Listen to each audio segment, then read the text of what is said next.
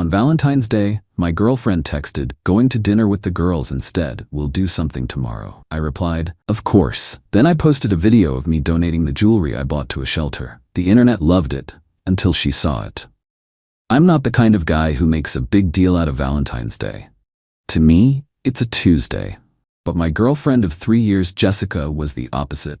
For her, Valentine's Day was the Super Bowl of relationships. A day for grand gestures, expensive gifts, and most importantly, a public performance of affection for her social media followers. I played along because it made her happy, and I loved her. Or at least I thought I did. This year, I had gone all out. I'd made a reservation a month in advance at one of the best restaurants in the city. I'd ordered a ridiculous amount of flowers to be delivered to her office. And on my desk, in a sleek, dark blue box, sat a diamond necklace that had cost me more than my first car. I was ready to play my part in the grand theater of her Valentine's Day. At around noon on the day itself, while I was in the middle of a client meeting, my phone buzzed. It was a text from her. "Hey babe, so sorry to do this, but the girls are having a total meltdown about their boyfriends. We've decided to do an emergency Valentine's dinner tonight instead. I feel terrible, but they really need me. We'll do something tomorrow, I promise. Love you." I stared at the text for a full minute, the words blurring together. It wasn't the cancellation that hit me. It was the casual, almost breezy way she did it. The complete disregard for my time, for the plans I had made. The assumption that I would just be there tomorrow, waiting patiently. And the phrase, "emergency Valentine's dinner." I knew her friends. The only emergency they ever had was a sale at their favorite boutique. I'm a patient man. I'm a financial analyst. My entire life is about observing patterns, and I had been observing a pattern with Jessica for months. The increasing sense of entitlement, the way she would talk about her friends' expensive gifts with a pointed, jealous tone, the subtle but constant digs about my boring job and my lack of spontaneity. This text wasn't an anomaly. It was the final data point in a very clear trend line. I typed back a simple 2-word reply, "Of course." Then I put my phone down, excused myself from my meeting, and walked back to my office. I sat at my desk and looked at the blue jewelry box. $5,000 of compressed carbon, meant to be a symbol of my affection for a woman who had just traded it for a gossip session with her friends. A profound sense of clarity washed over me. The relationship wasn't just failing, it was a bad investment, and it was time to cut my losses. But I wasn't just going to walk away. She had made a public spectacle of her disregard for me. I was going to make a public spectacle of my newfound freedom, and I was going to use her own weapon, the court of public opinion, to do it. Update 1. The first part of my plan was simple. I called the restaurant and canceled our reservation.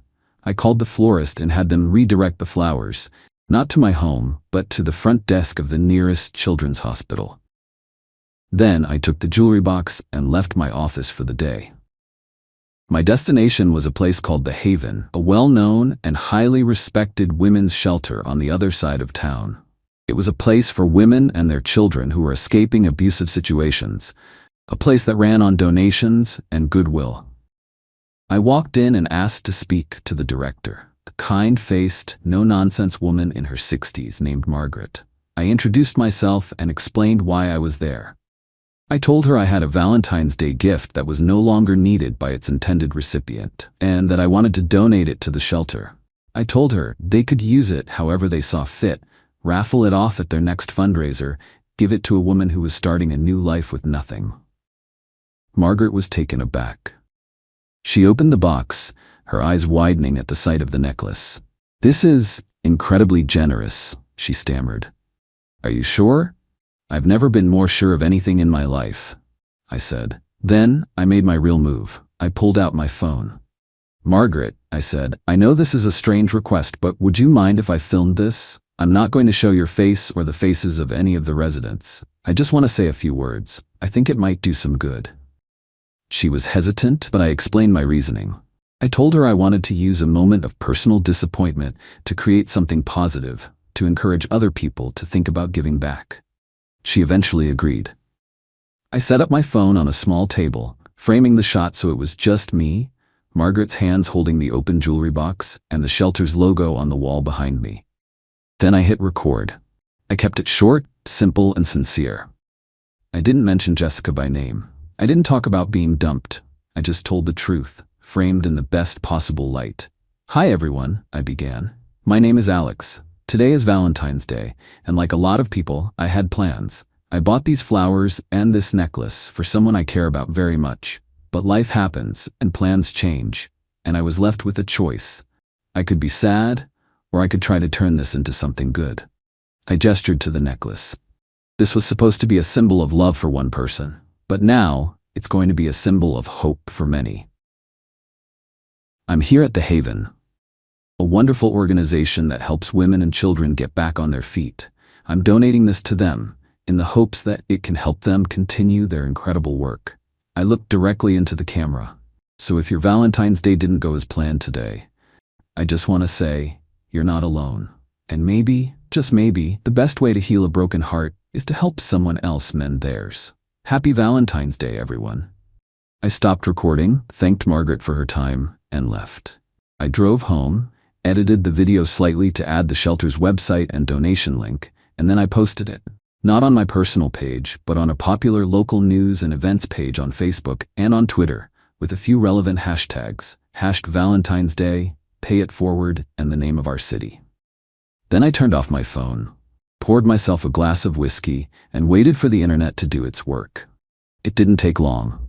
By the time I woke up the next morning, the video had exploded. It had been shared thousands of times. The local news page had made it their top story. My face was everywhere. The comments were a tidal wave of positive reinforcement. This is what a real man looks like. Someone's ex is crying in a corner right now. What a huge mistake she made. I just donated to The Haven in your name, Alex. Thank you for the inspiration. The story had a hero, me, a villain, the anonymous heartless ex, and a good cause. It was perfect viral catnip.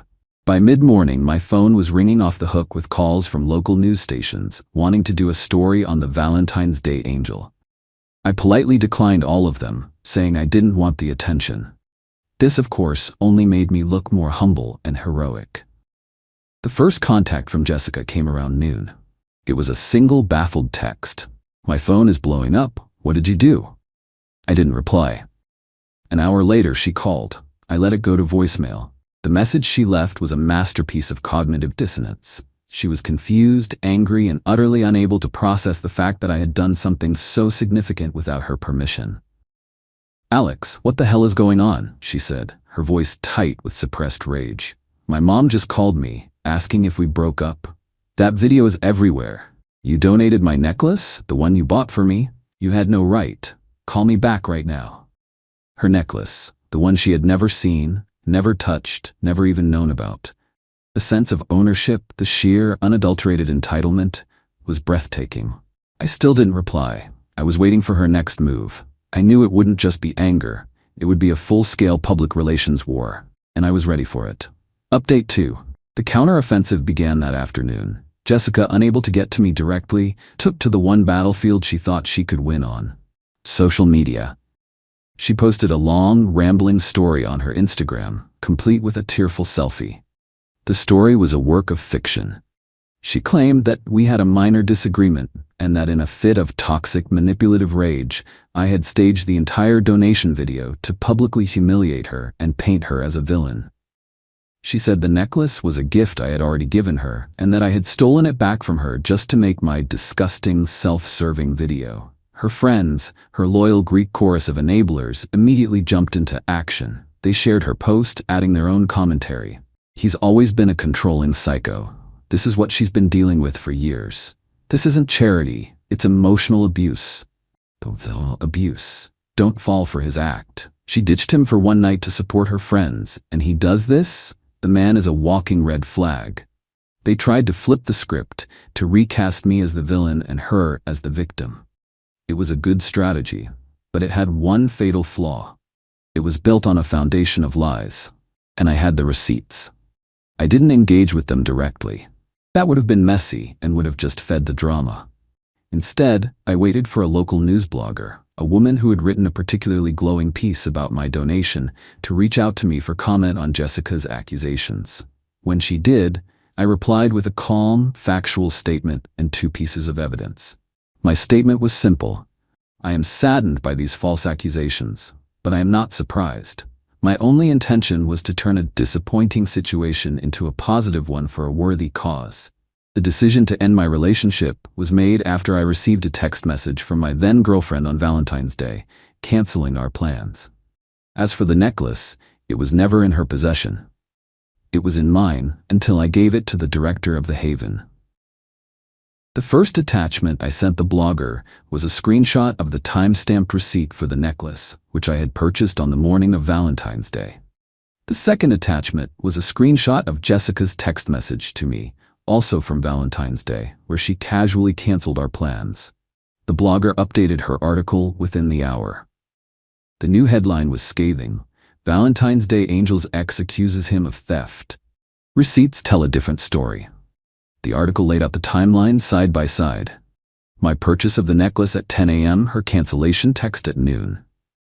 My donation at 3 p.m. It was a simple, undeniable chronology of facts that completely dismantled her narrative. The internet, which had been momentarily confused by her accusations, turned on her with a vengeance. Her Instagram comments became a dumpster fire of public ridicule. So you're mad because he donated a necklace you didn't even know existed after you blew him off on Valentine's Day? The entitlement is staggering. Girl, you didn't just fumble the bag, you threw it into a charitable furnace. This is a masterclass in how to turn yourself into the most hated person in the city in 24 hours. But I wasn't done. I had one more card to play. I had a suspicion that the emergency Valentine's dinner wasn't the full story. Her reaction had been too extreme, her lies too frantic. I hired a private investigator the same day I made the donation. I gave him the names of Jessica's friends and asked him to do one thing: find out where they really were on Valentine's night. It took him less than a day. He got credit card receipts and social media geotags. 2 of the friends were, in fact, together at a trendy new restaurant. But Jessica wasn't with them. She was at a completely different, much more intimate and expensive restaurant on the other side of town. And she wasn't alone. She was with her ex-boyfriend, a guy named Ben she had sworn was ancient history. The PI had a photo, taken by an associate in the restaurant. It was a picture of them holding hands across the table. I held on to that photo. It was my insurance policy, my ace in the hole. I was waiting for the right moment to play it. Final update. The final act of this drama was a slow, painful implosion of Jessica's entire life. After her public humiliation, she deleted her social media, but the damage was done. The story was too big, too juicy. She became a local pariah. Her friends, the ones who had so eagerly participated in her smear campaign, abandoned her. They didn't want to be associated with the scandal. They started telling people she had lied to them, that they had no idea she was really with her ex-boyfriend. Her job was the next to go. She worked in public relations, an industry where reputation is everything. Her company, facing a barrage of negative attention online, quietly let her go a few weeks after the story broke. She was now unemployed, friendless, and a social outcast. But the worst was yet to come. Her parents, who had initially been her staunchest defenders, were mortified. Their daughter had brought shame and ridicule upon their family name. The final straw, I heard, was when her father, a prominent local businessman, lost a major client because of the scandal. They gave her an ultimatum. She had to get a real job, start paying her own bills, and publicly apologize to me. She refused, still clinging to the tattered shreds of her victim narrative. So they kicked her out. She was now, for the first time in her life, completely on her own. She had no money, no job, and nowhere to go. Which is why, 2 months after that fateful Valentine's Day, she showed up at my door. It was late, almost midnight. She looked like a ghost of her former self. The confident, entitled woman I had known was gone, replaced by someone who looked tired, desperate, and broken. She started with the tears, the apologies, the frantic promises to change. She told me she had made a terrible mistake, that Ben meant nothing, that she loved me. I let her talk for a full 5 minutes. When she was done, I didn't say a word. I just pulled out my phone and showed her the picture of her and Ben, holding hands in the restaurant on Valentine's Day. Her face crumbled. The last of her lies had been stripped away, leaving only the ugly, undeniable truth. I know everything, Jessica, I said, my voice quiet. I've known since the beginning. She started begging then, a desperate, pathetic plea for a place to stay, for a little money to get back on her feet. I just shook my head. You had a home, I said. You had a man who loved you and provided for you, and you traded it all for a dinner with your ex. You made your choice, and now you have to live with it. I closed the door, leaving her standing on my porch. My revenge was never about the necklace. It was about showing her and the world the true value of things. She valued a momentary thrill over a lifetime of loyalty. I valued my self-respect over a relationship built on lies. And in the end, we both got exactly what we deserved.